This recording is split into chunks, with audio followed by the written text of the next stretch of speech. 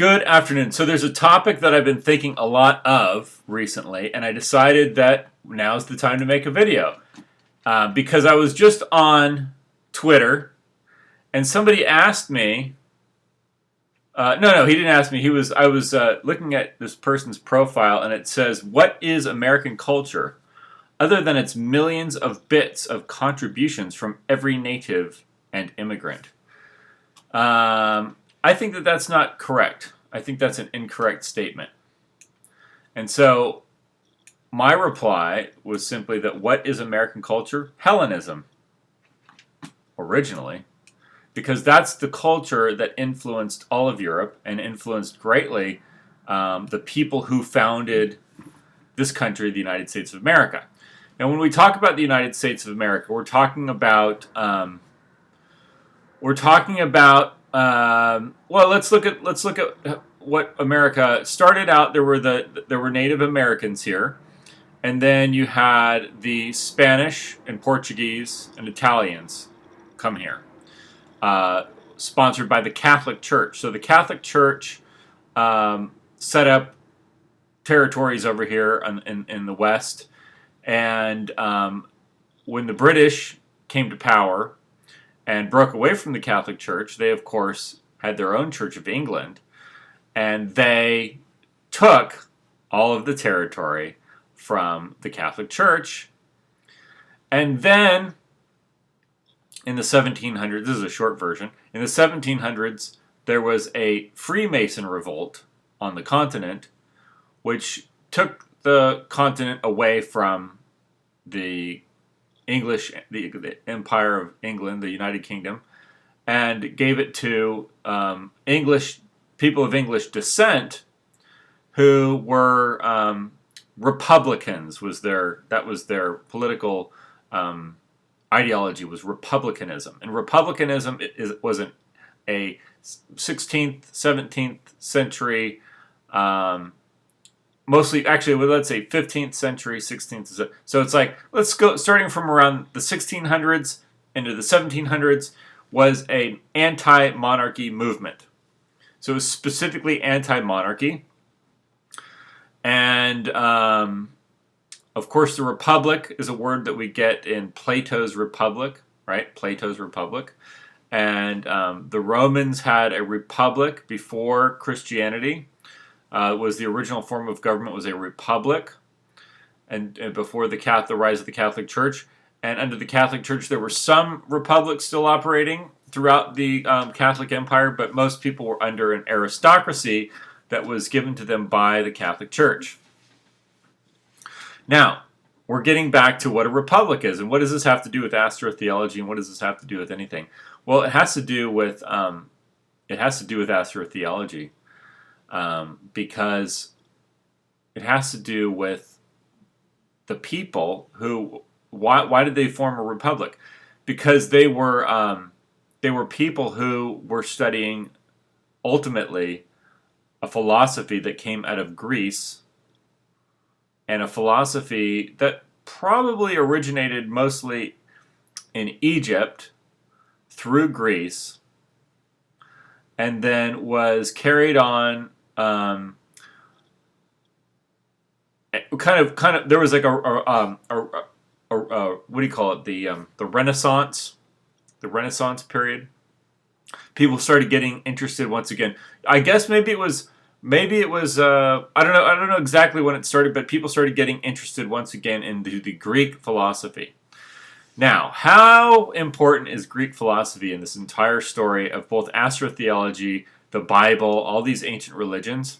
It's very interesting, because let me put it to you this way: what is the Bible religion? When I started to look into this religion, I'm like, I want all the original documents I can find that this book came from, right? So, of course, it starts with Genesis, and you want to look at, let's look at these stories. We've already been through all this. I'm not going to bore you with it all again. But you can say that there's stories in Genesis that were originally written in a much older language, and these stories tell you about these different gods. And so you can say that when you're looking at Genesis, you're looking at a new version of an older story, and as you go back in time through Genesis into these older stories, you're finding that it's a story of the Anunnaki, these different gods of the Babylon and of Sumer, which are really two civilizations, Sumer and Babylon. Now, when you look at Greek philosophy, it doesn't really come out of anything like that. Greek philosophy is based entirely on reason. And the Masonic Revolt was the idea behind Deism and the Masonic Revolt, or just Deism in general. You don't have to be a Freemason to be a Deism. The Freemasons were deists, but not all deists were Freemasons. Let's put it that way. The deist movement said that God is the God of reason. He's the God of nature and reason. Okay? Now, what did I tell you in my last video? I told you that Philo Judaeus sought to harmonize Greek philosophy with the Bible. But I just recently discovered that he's not the only one, because there's another philosopher who's highly regarded by the Jews, the modern Jews, and his name was, I don't know that I'm pronouncing it correctly because it's a new name to me, Maimonides.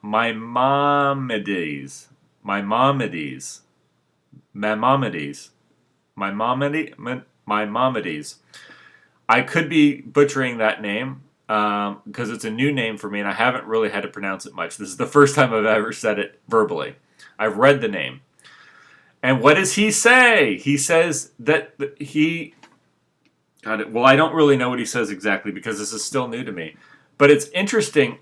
I was reading through the Chabad website and they're going on about how this Maimonides figure in Judaism points to the ancient Greek philosophy. This was so contrary to what I expected because previously the Jews had totally rejected Greek philosophy in an effort to become more, what they believed would be more Jewish. What they believed would be more Jewish.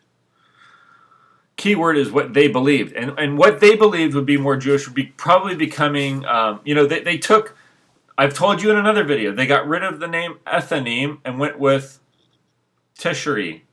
For I don't know how they pronounce it exactly, but in Babylonian it's Tesritu for the 7th month of the year. Why did they ditch Ethanim? Why did they ditch Ha-Ethanim and go with the Tesritu? They pronounce it differently, but I know the name Tesritu, which is the Babylonian month. Why did they go toward... They have their dialect version of the word Tesritu, okay, for the 7th month. Why did they ditch Ha-Ethanim and go with Tesritu? Because it's closer to their origin. They're not the Phoenicians, they're saying. Okay. Okay. Or are they? I don't know. Well, I do know this.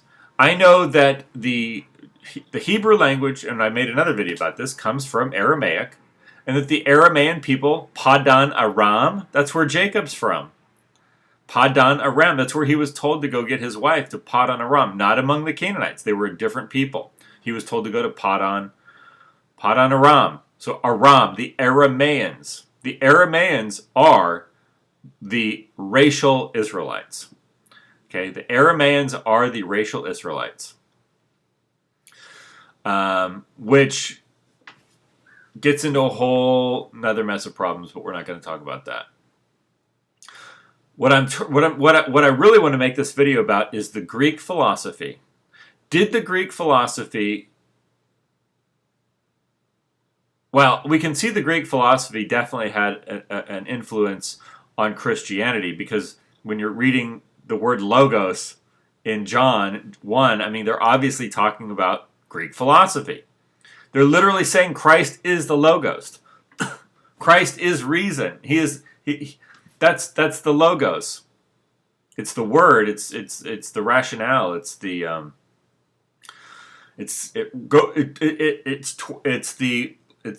points to the intellect. And this is where I'm going with this video, is that what the Greeks did. Now, why did they do this? Why did the Greeks, when you're reading the Bible, it's a lot of fictionalized stories which are trying to give you a lesson about God. The Greeks didn't do that. They said God is this is that. They used rationale, and they would define their terms in strict. Let me just read it to you. Hold on a second. What did Aristotle? Okay, Aristotle's 300 BC or ish. Okay, Plato's around. I think it's between 4 and 300 BC, and Aristotle's around the same time. But they're not the earliest. But how does Aristotle define God? You have to understand something. It's what I've been saying the whole time. Oh shoot! Here we go. Aristotle's view on God in a Google search engine. God, according to Aristotle, is divine intellect, or nous, N-O-U-S. So this is an important word in Greek philosophy, called the divine intellect. Well, isn't that the same thing I've been saying this whole time? I haven't studied Aristotle. I haven't. I mean, I've heard the word nous before. I knew that they knew that, and I've incorporated that into my thinking. Anaxagoras, I believe, was the person who I'd heard use that term. And I know that Pythagoras talked about the transmigration of souls, which is reincarnation. Anaxagoras was old. Pythagoras. Pythagoras talked about reincarnation. Is that what I said? Pythagoras was, I believe, around 600 to 500 BC. So he was like the father of Greek philosophy, and he's talking about reincarnation. Okay, that's the 500 BC period. So if you look at, let's just take a look. If you take a look at what is the Greek idea about God, is it astrotheology in the Greek philosophy? No. They had astrotheology, right? The Theogonies of Hesiod.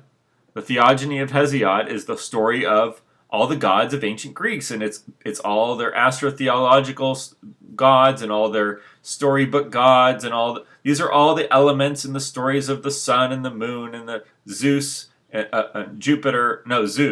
Zeus, and Kronos and all these gods, right? All these Greek gods.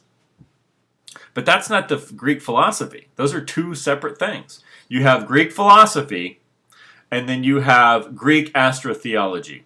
And of course, the Greek philosophy started with Pythagoras around 600 to 500 BC.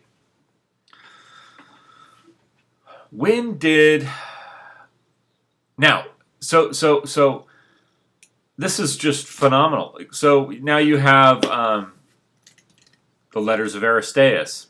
You find out, according to the letters of Aristeas, when the Greeks are ruling the Middle East, that the Jews are studying Greek philosophy.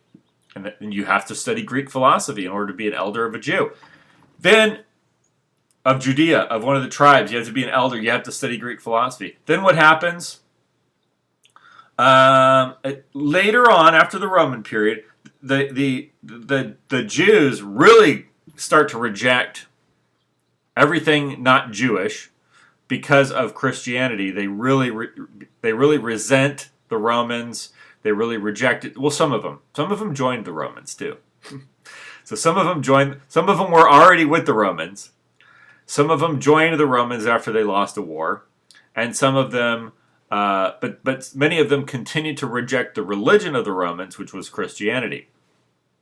But it wasn't just the religion of the Romans; it was also the religion of the Aramaeans, who were the original Israelites. God, that complicates it more. I shouldn't even talk about that right now. What I want to talk about is how Greek philosophy. Why were they studying Greek philosophy? Why were the Israelites studying Greek philosophy? And is this came to shape their idea about God, the Creator? Because when you read the old books of the Old Testament, there are some poetic references to God, but they're not described in plain words, right? The Greeks would describe it in scientific terms. The Greeks described God in scientific terms as the intellect, the divine intellect. Okay?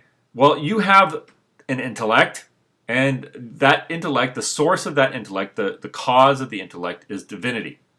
That's what they're saying. That intellect itself is an indication of an eternal being, because it's not part of the space and energy motion, right? It's not part of the space and energy motion. It's part of it's a different dimension. That intellect itself is a spiritual dimension, has a spiritual eternal source. It's of a divine source. And so this is how they're defining God. This is how I've been defining God for you on this YouTube channel. Now, is this how the ancient Israelites defined God? Not in explicit terms, because they're always defining God in terms of symbolism and stories, and it's not even always laid out clearly what they're talking about. But it kind of points in that direction, but not explicitly. In fact, when you read parts of the Bible, some of it looks poetic, like it's kind of alluding to this thing that's described very explicitly by the Greeks. In other parts of the Bible, it's really not expressed that way at all. Like, a lot of times God we're told, is like, he's like kind of like a king with an army of these other beings, right? There's beings that show up to speak to Abraham, and there's beings that show up to talk to these other patriarchs and people in the Bible. They show up and they're having conversations, and they're going to go blow up Gomorrah and Sodom, and they're going to do all these things. Like, there's actually entities they're interacting with. Well, those would be the other gods, right? So is it even a monotheism? Is it really a monotheism, or is it monolatry, which is the worship of one God out of many? I would say it kind of moved quickly towards a monotheism. But when you have other beings that serve this God, there's like this hierarchy, and there's all this. It's basically like a pantheon, but it's not.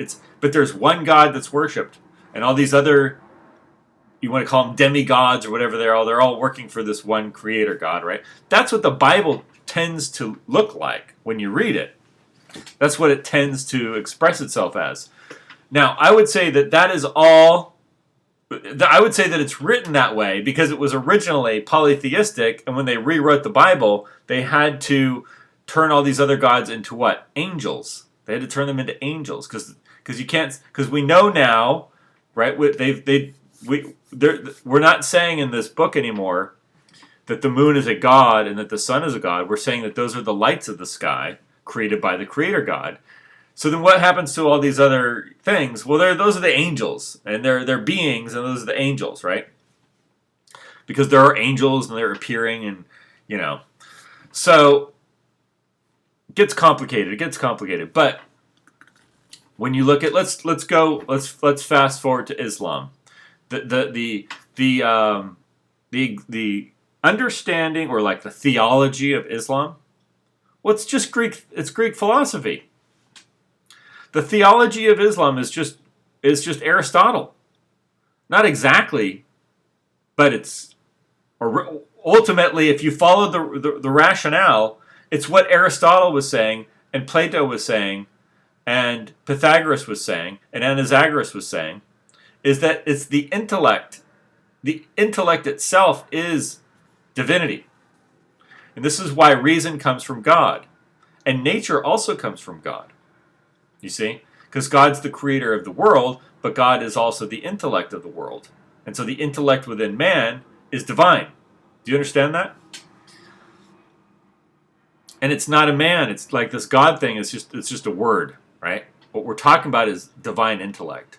But they're calling it nous. N-O-U-S is what they're calling it. The nous, the divine intellect, which exists in this universe. It exists in me and you. You're watching this video and you're contemplating these things that I'm telling you, so obviously you have it. Now, my question is, so then you have people like Philo-Judaeus, who's trying to harmonize the God of the Bible with Greek philosophy. Why? Because Greek philosophy was the pinnacle of all thought. It was the most supreme thought that had ever been created. In fact, Philo was was trying to harmonize this, and then we see this again with Josephus. And this is the first thing I recognized when I read Josephus, is that Josephus talks about God in Hellenistic terms. He describes God not the way people of today describe God. They don't have this type of language. It's very obvious to me, reading it, that they're describing God, Josephus, and Philo in Greek terms, how the Greeks viewed God, and that they're saying this is actually also the God of Israel. In some way, they're trying to harmonize God of Israel with Greek thought. This is interesting. So my question started to be like, okay, so did the Greeks, did the Jews change their religion because of the Greeks? I'm not going to go that far and say that was the origin of the whole monotheistic God of Israel. I'm not going to go that far. I can't say that for certain. In fact, I don't think so. I think what had happened was because, okay, I mean, the problem is we have the story of the Israel. Here's my problem, okay? As a researcher, I'm trying to find the origin of the story. When did this line of thinking begin? Well, we know when this line of thinking began in ancient Greece because we know approximately when Pythagoras lived, which was around 600 BC.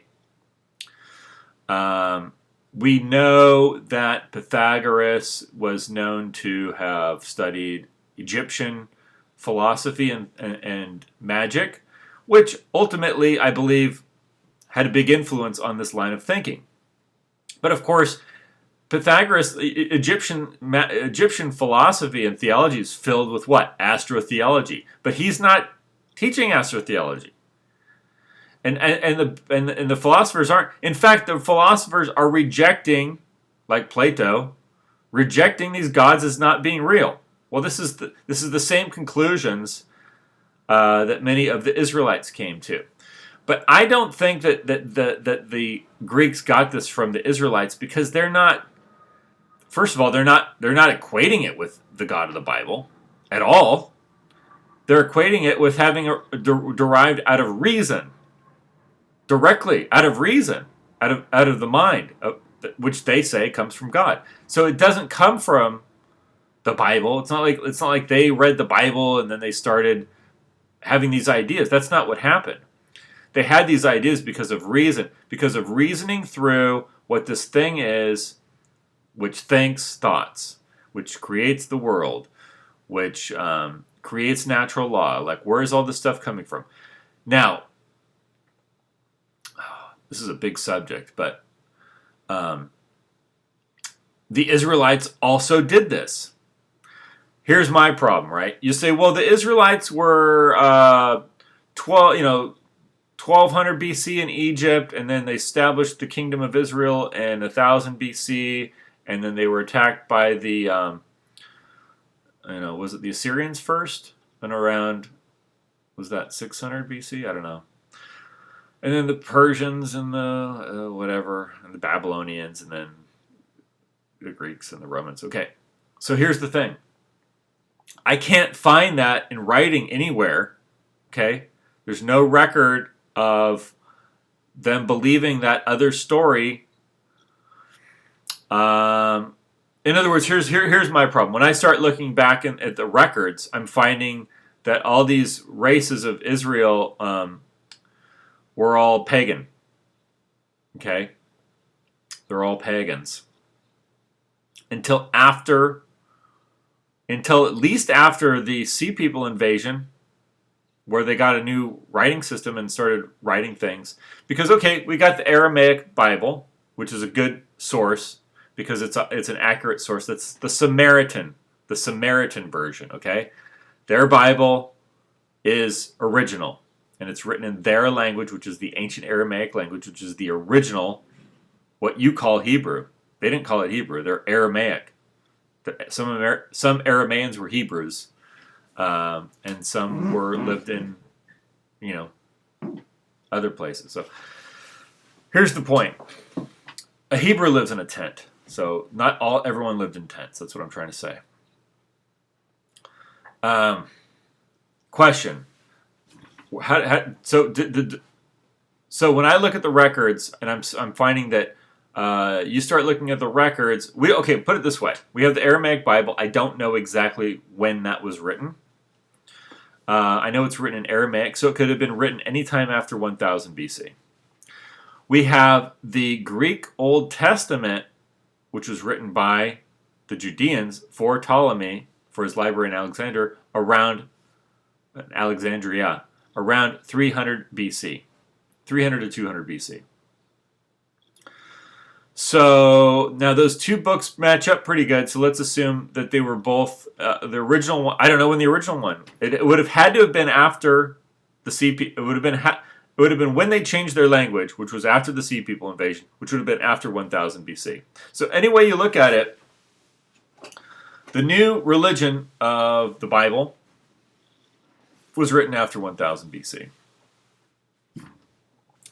And I'd like to compare those because, as far as the assembly of some of the other books, not just Genesis, but some of the other books, to see if there's any variations in the other stories, like in by the prophets and so forth. Because it's been said that a lot of that stuff was written after they came back from being in ancient Babylon. The Jewish books were written after they came back from Babylon by a guy named Baruch ben Neriah. I don't know if that's the case, but if it is, that would complicate things a little. But here's what I'm trying to say. What I'm trying to say is the religion appears to be a fusion of Greek and Judaic thought. But the Greek thought, the Jews were trying to harmonize their religion with Greek thought, is what I'm trying to tell you. That's what's happening in the Bible. How much of that happened in the Old Testament versus the New Testament? The Gospels, it certainly happened. That's certainly occurring in the Gospels. In fact, there's passages in the Gospels that tell you that the ancient Israelites believed in reincarnation.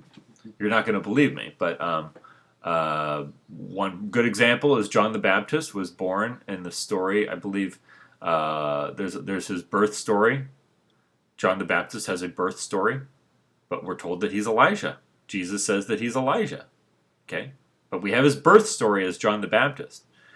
We have him as Elijah, and he said he was going to come back. Okay? Well, that's called reincarnation. His soul reincarnated. This is Pythagorean. This is Greek thought. It's also Eastern Oriental thought, isn't it? The other big figure of philosophy at the time of Pythagoras was in Buddhism, was Sakyamuni, whatever his name was. Sakyamuni, was that his name? Buddha. His real name was Sakyamuni. I don't know. He was a philosopher in India or in that territory up there. I don't know exactly where he was at, but he said some similar things about the intellect and about thought being the source of creation. But then so did the ancient Egyptians. It seems possible that some of that came to Greece, but we know for a fact that the ancient Greeks were studying very closely with Egypt, even before they had ruled Egypt. In 600 BC, 500 BC, 400 BC, the Greeks were interchanging theology and philosophy with Egypt. And so I would say it probably came out of Egypt. The creator God. And of course, applied to reason, and not just as astrotheology, but actually like seeking to understand it intellectually. The Greeks evolved. They came up with explanations and definitions which were very specific and pure in their understanding of exactly what God is. This same God, I believe you could say, that is the God that the Israelites came to worship. Did it start out that way? Not really. I don't think it started out that way. I think it started out is that everyone else had all these gods, and the Israelites wanted to have their own God because they didn't want to be. They were under these other kingdoms. They didn't want to be ruled by these other people, so they want to have their own religion that wasn't. Because they had left their old world, and they were living in Egypt under the Egyptians. These are the only ones that really came up with this religion. They were under the Egyptians. The Egyptians had a whole system of religion. And these people learned a lot about it, and it came to say, well, we should have our own religion that's not Egyptian because we're a different race. These are this Aramaean race that was down in Egypt. So they, at some point, leave Egypt, okay, and then they continue on forming their own religion. And in their religion, the universe is an invention of the creator God. And the creator God is then the God that is worshipped by these people. Now, of course, a lot of stuff happens with it being a war god and all this kind of stuff. Or maybe it just adopted all these other earlier books and said, well, that's just the creator God. That's the new God. The war god, he's this God, which would have been Hadad. Would have been that, the war god, right?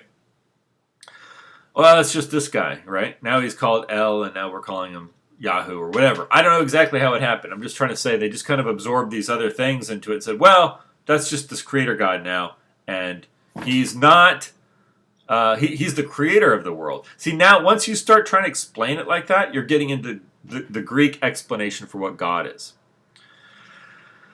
I'm trying to say, did this Greek style explanation for the intellect, the creator of the world, did it exist before the Greeks? Because I don't see it. I mean, the Islamic understanding of what Allah is basically what Plato and Aristotle and Anaxagoras said the intellect is.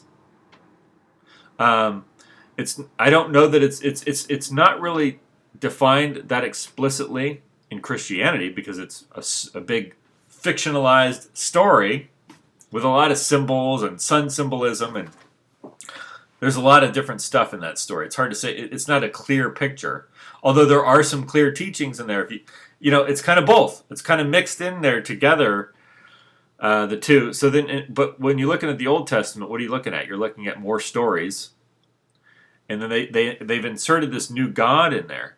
Is this a God that they got from the ancient Greeks or the Phoenicians? I don't know. It didn't exist before. I don't see it existing before they changed their language over, at least. So I don't see it existing before the language change, which would have been the time. Now they may have because it comes from reason. Because it comes from reason. Because a certain group of people in every race are smart enough to say, well, God isn't really the sun. God isn't really the moon. God isn't really the wind. But there's this intellect. There's the thing that's connected to one's soul. That would be the real God. So maybe you could say in every culture that you have people smart enough to realize this, and then everyone else just takes everything literally. And then a new religion tried to form into this thing, but never really made it. Here's the other thing that's interesting about now I've never read the Talmud, but it is a book that has to do with trying, you have the sayings of these different rabbis, right? This rabbi says this, and this rabbi says that, and they're trying to look at things rationally. That's why Maimonides, that's what he was saying, is this is the Greek system of Aristotle, of all these ancient Greek philosophers. So it played a big role in forming Judaism. How big a role did it play in forming the Old Testament?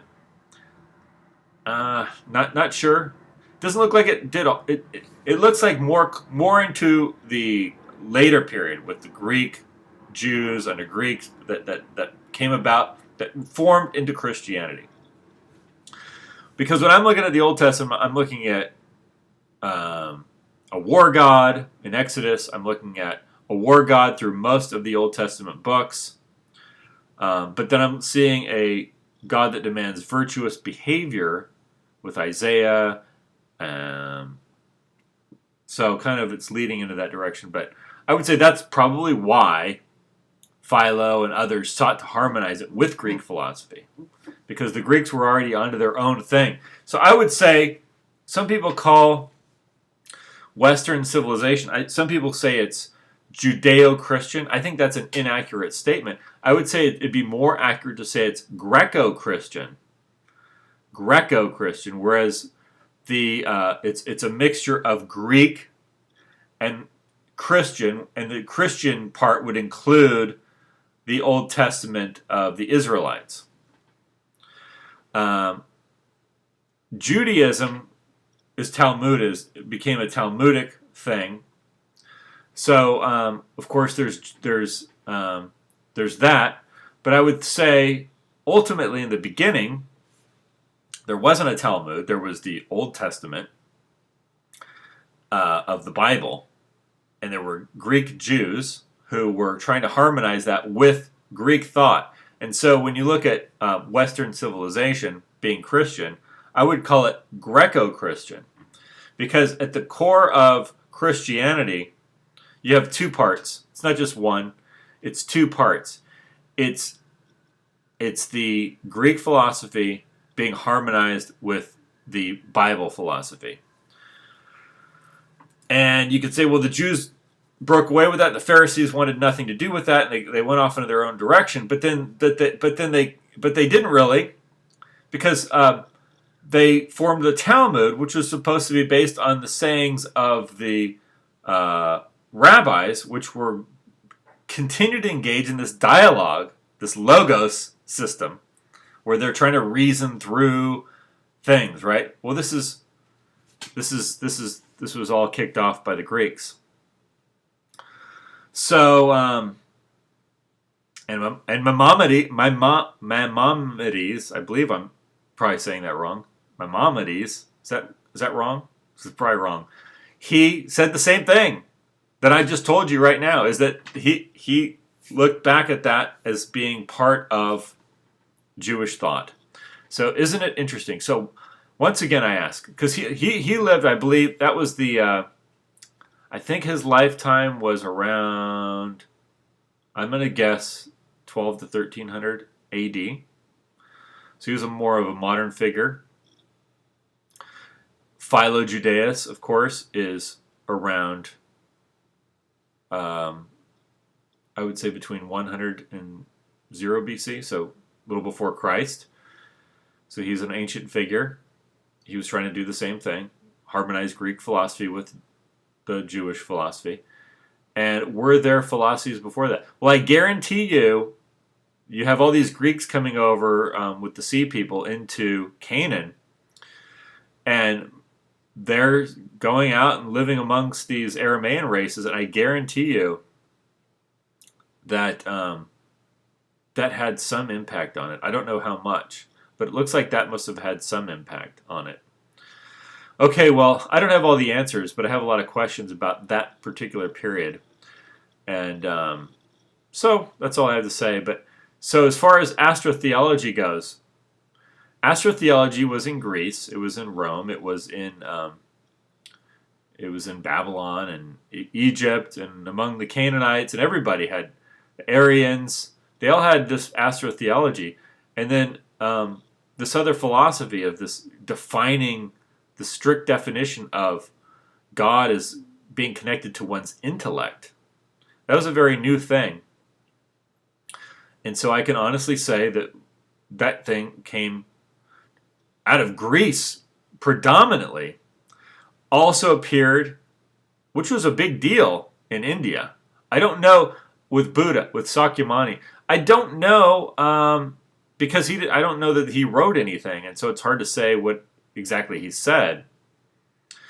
So I don't know. I just don't know a lot about that. I can only speak for the Greek because it's all much of it is written and recorded still for people to look at. And once again, let me just explain to you how do they define God?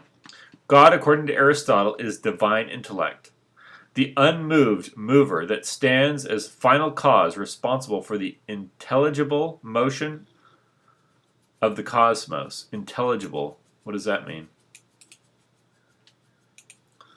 The intelligible motion. Able to be understood, comprehensible. Okay. So God, according to Aristotle, is divine intellect or nous, the unmoved mover that stands as final cause responsible for the intelligible motion of the universe. So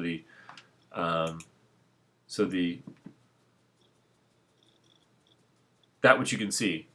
So the movements of of the universe, which you're able to see, are caused by this divine intellect.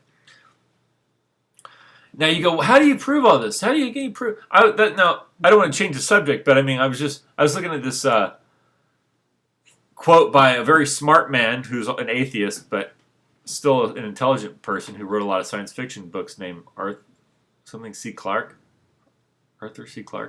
going on about how, those ancient people, they believed in Zeus and Thor, and it's obvious that those beings don't exist. So we just, they were just so foolish back then. That's not an exact quote, obviously.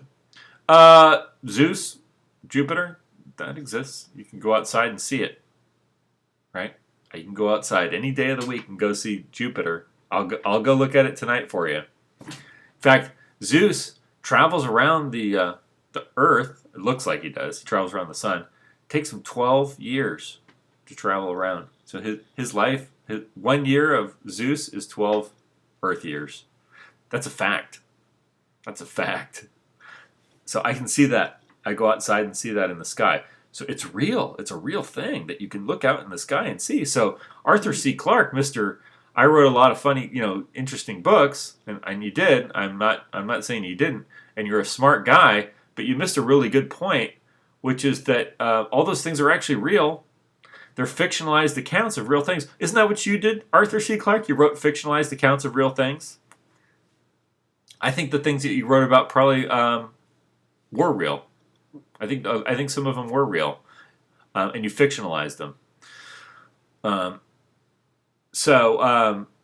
Now, what about the God of ancient Israel? Is that a real thing?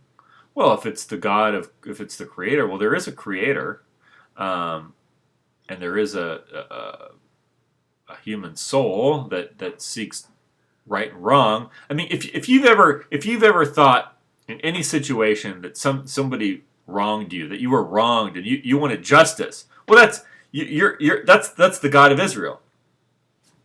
That drive, that want for justice, and that you have a drive for justice, and this other person doesn't. They're oblivious to it. They're uncaring about that you've been wronged, right? Well, they're not worshipers of the God of Israel, or they'll go and they'll tell lies in a court of law to get people in trouble. People do that. People lie all the time in courts of law to get people in trouble, or lawyers will do it. So you're thinking, well, they don't have the God of Israel, do they? Right? They don't have the God of Israel. They're not worshipers of the God of Israel. See, it's something real that's been fictionalized. You get it? If you can murder people, you've denied the God of Israel, right? Because there's something inside you that tells you not to murder, and you said no to that thing and did it anyway. You knew it was wrong. That's not self-defense. You can kill in self-defense. You can also kill to eat. But murder is different. It's defined differently. So there's a whole system. See, there's a whole system of ethics, which comes from, according to the ancient Israelites, the God of Israel. According to the ancient Greeks, it comes from divine intellect.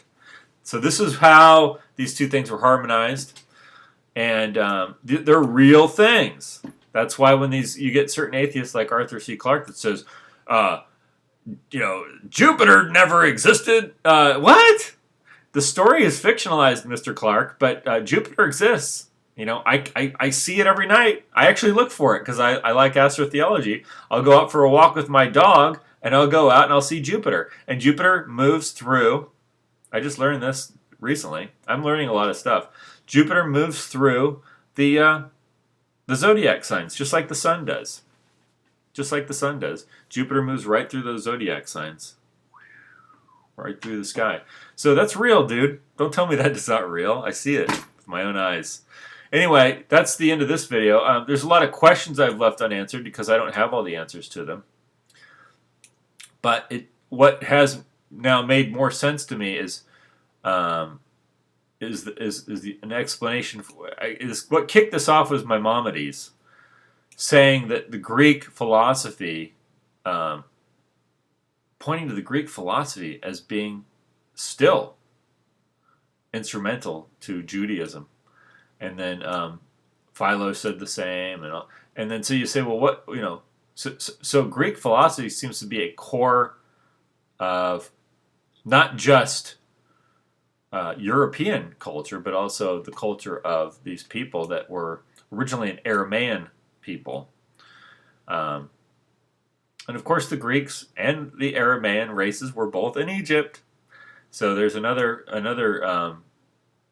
view on that is the Egyptians, and not even there, not even I'm not even talking about Egyptian theology and the astrotheology. There was some kind of philosophy. Maybe that's what we're talking about with Hermetic science, and maybe we just have a little bit of that. But I think actually, it's not even a secret. The Hermetic science,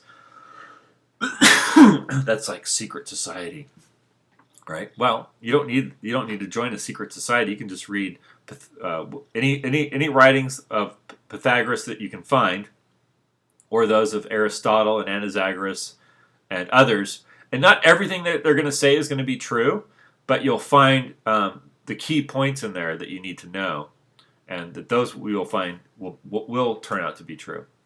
Okay, that's all I have to say on this subject. So thanks for watching.